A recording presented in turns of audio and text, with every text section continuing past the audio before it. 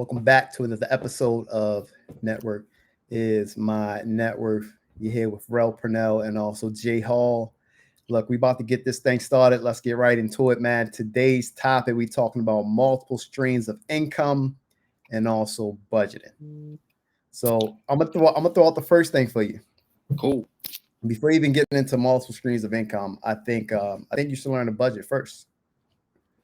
And the reason why I say this is because a lot of people at the end of the month they don't have enough money left, and they think immediately, "Oh man, I gotta go get another job. I need a raise. I'm not making enough money." But maybe they haven't sat down and looked at their actual budget because a lot of people overspend um, and don't have no money left over. So I think one of the first things is to do a budget. If you haven't already been doing this, sit down, write down all of your expenses, and also write down, obviously your income and everything that you spend money on. I don't care if it's, spending $10 at McDonald's every day, for lunch that you're eating out. You got to map it out so precisely so that you can know, like, okay, this is how much money I have left over that I can work with. So I think you need to get that down packed because, if you don't, you can make more money. And then what's going to happen again is that you're going to spend all of that money and you're not going to have any money left over. Like you can be making six figures a year, 250, a mil a year. But if your expenses is a mil a year, 250 a year, 500 a year, you're not going to have no money left over and you're going to continue this cycle. So I think before you think about multiple streams of income, you definitely need to worry about budgeting. So that's That's my a first thing fact. I'm gonna throw out there for you. I love it, man, and I'll pick up from there and run with the ball before we transition topics. But to take it a step further, it's not just about budgeting, but when you're running a business, um, you wanna have a more refined budget to prepare yourself for situations that you need to plan for. So, for example, and this is just where I dropped the ball in my budget. So recently, I had a situation. I had an event I needed to go to. I needed a suit. Normally, what I would think about is I'm very big on buying things when I don't need them because when the time Yeah, comes I need them, I have them, right? But this is where I don't pay love it. attention. I drop the ball.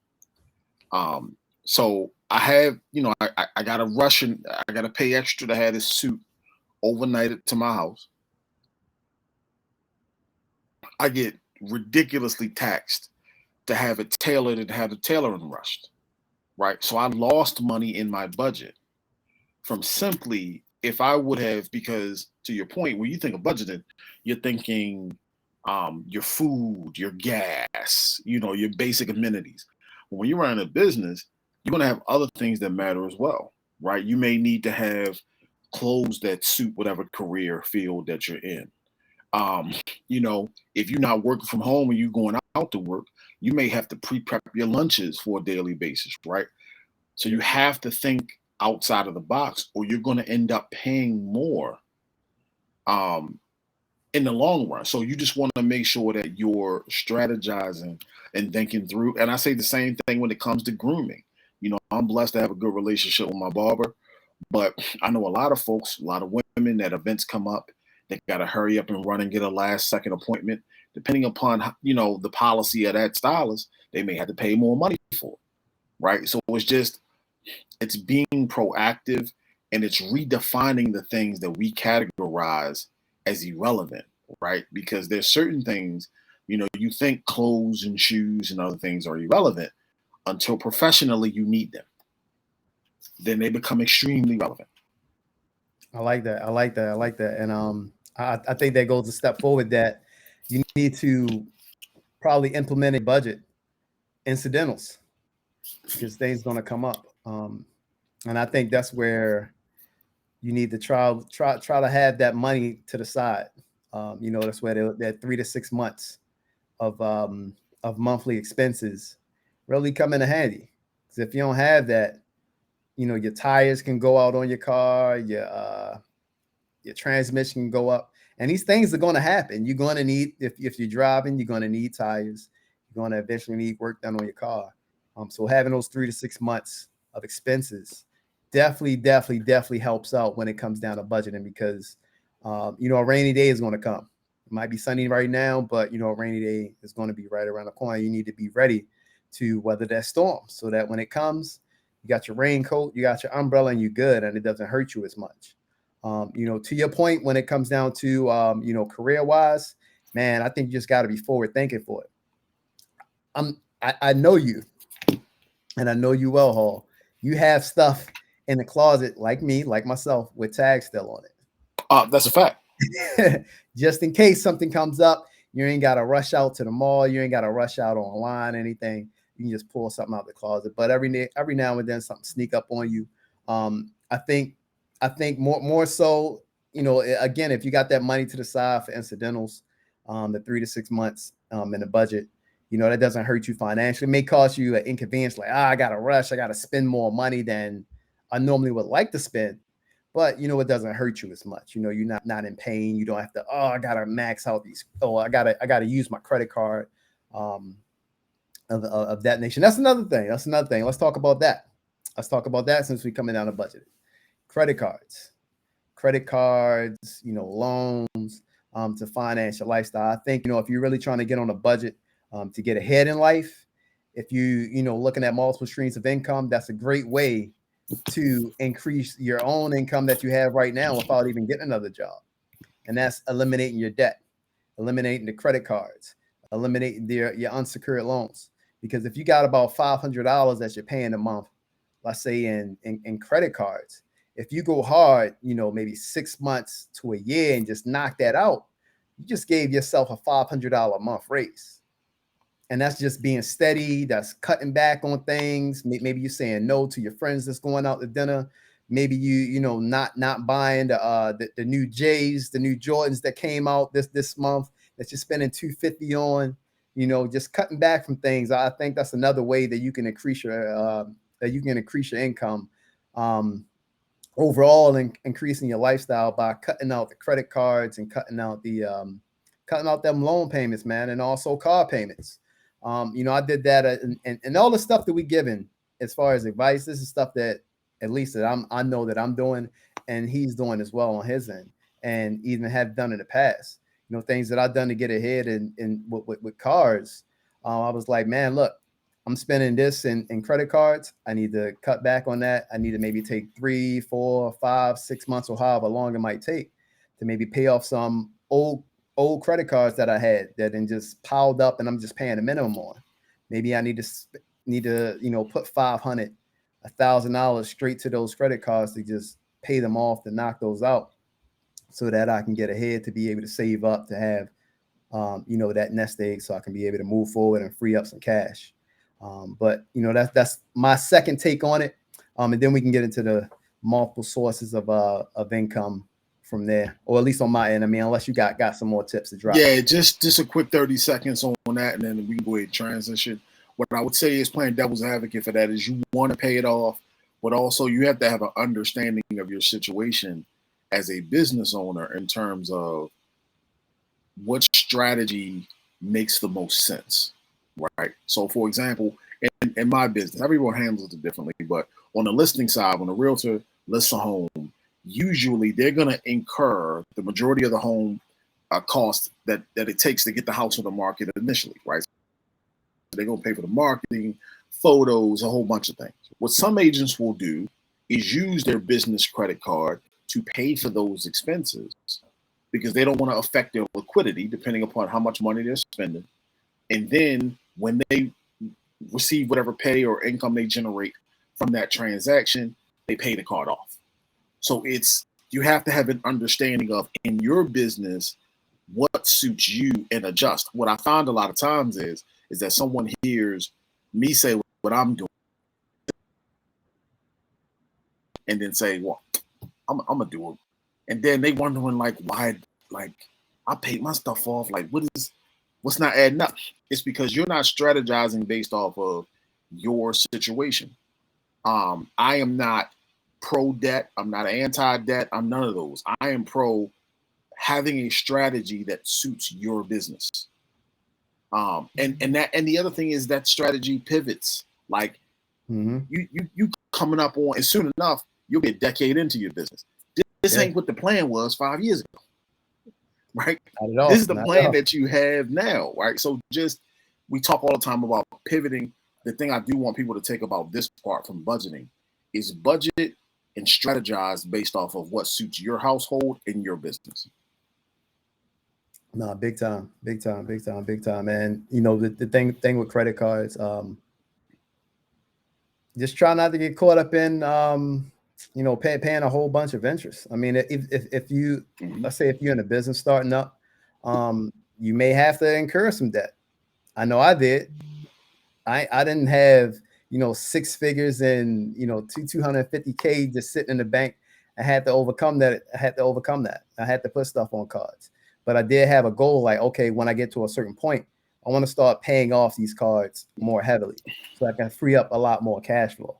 But, maybe for the first year or for first, 2 years, in order to sustain and, have a built foundation for your business, or, at least for me, I had to put stuff on cards. Now, obviously, we're at a point where we're pretty much debt free. Pretty much debt free. Most of it was the car loan. One of my main goals was to try to pay off this car loan quick, because that was our main overhead. I talked to a couple people. They was like, nah, just if you got the money in the bank, just keep the money in the bank. Have that liquid.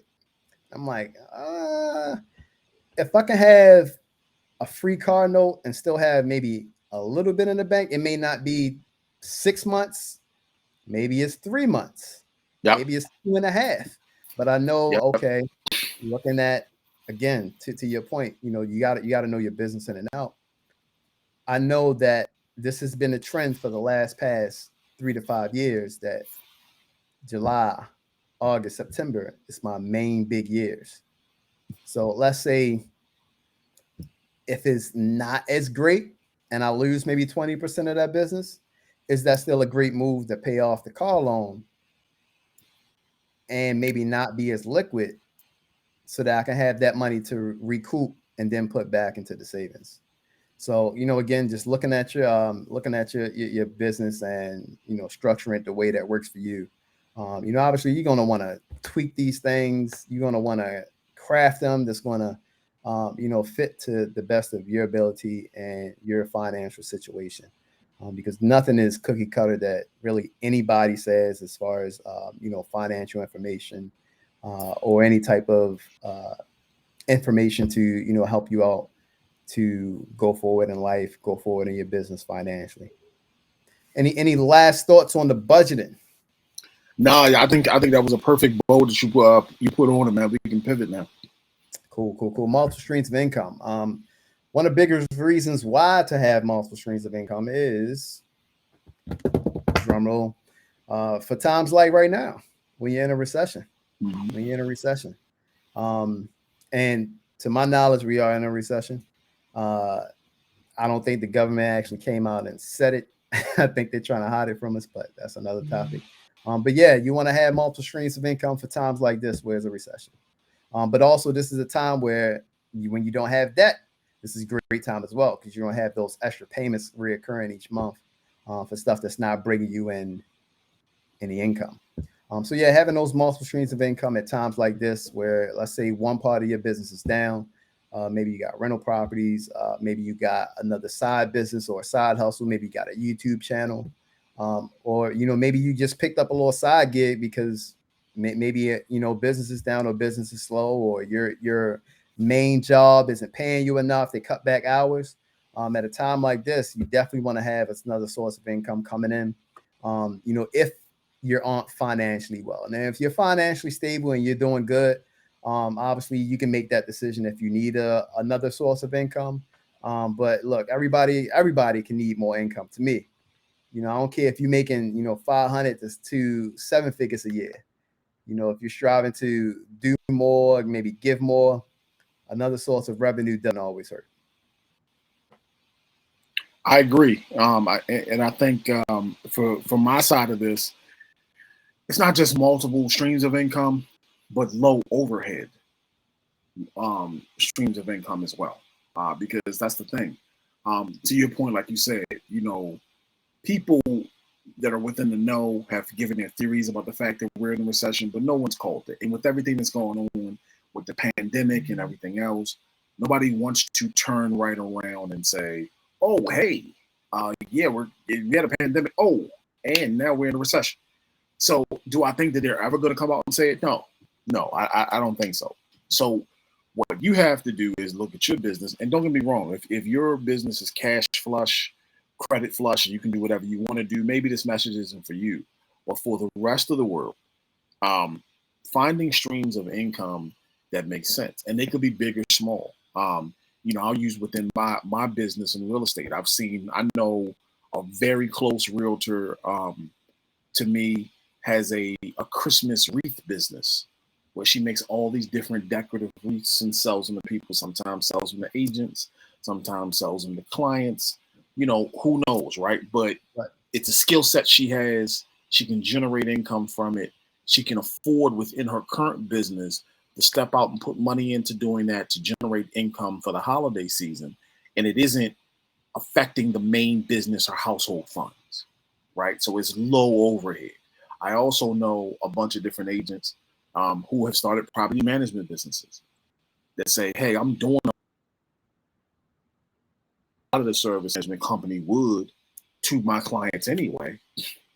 I might as well just go ahead and, have a property management business myself.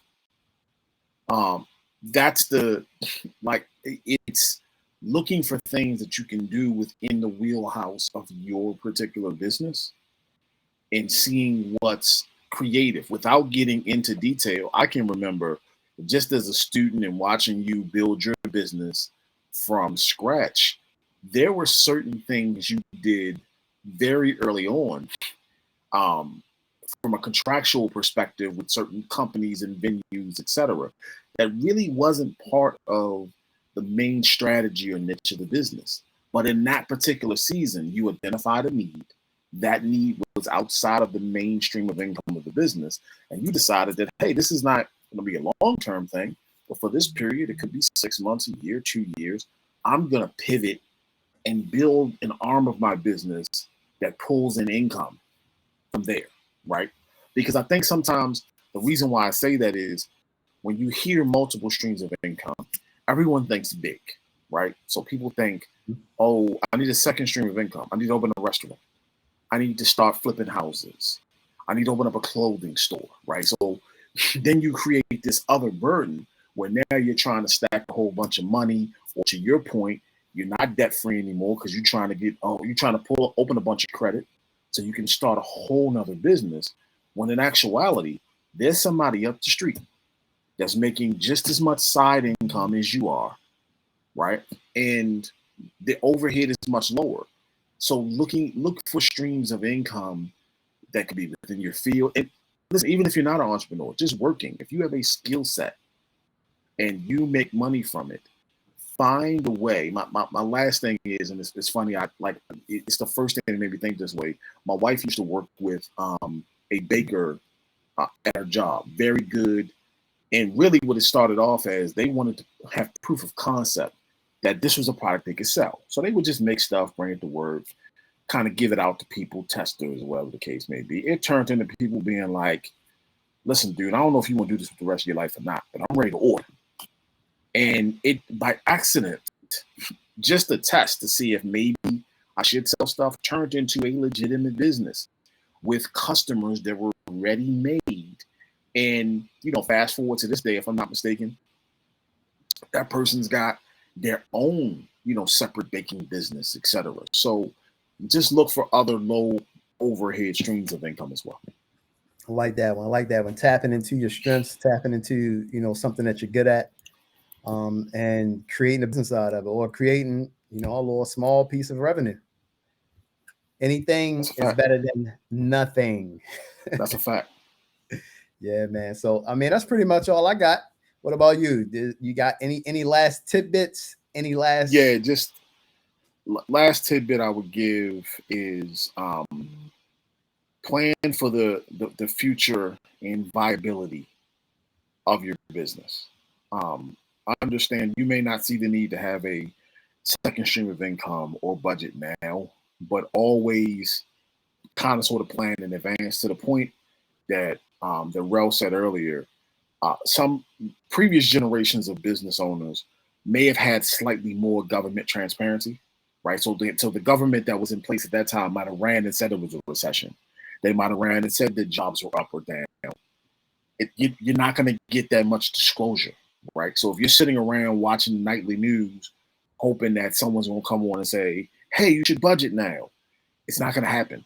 Mm-hmm. So you have to take the initiative to say, all right, man, like, what I think is going to happen over the next 3 months, and how do I plan and strategize it?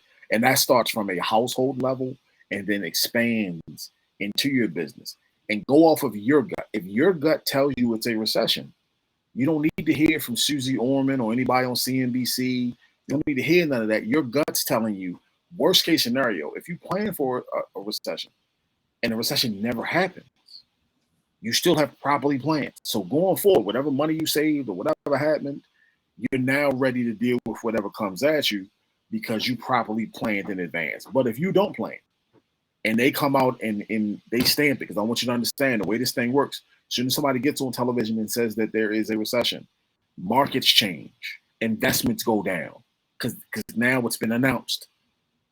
Don't get mad and I didn't see this and no one told me. You just want to deal with whatever it is at that time. Man, that's a great way to end this thing. You've been watching J Hall. You've been watching Rel Purnell. This network is my network. We see y'all in the next one. Like, comment, subscribe.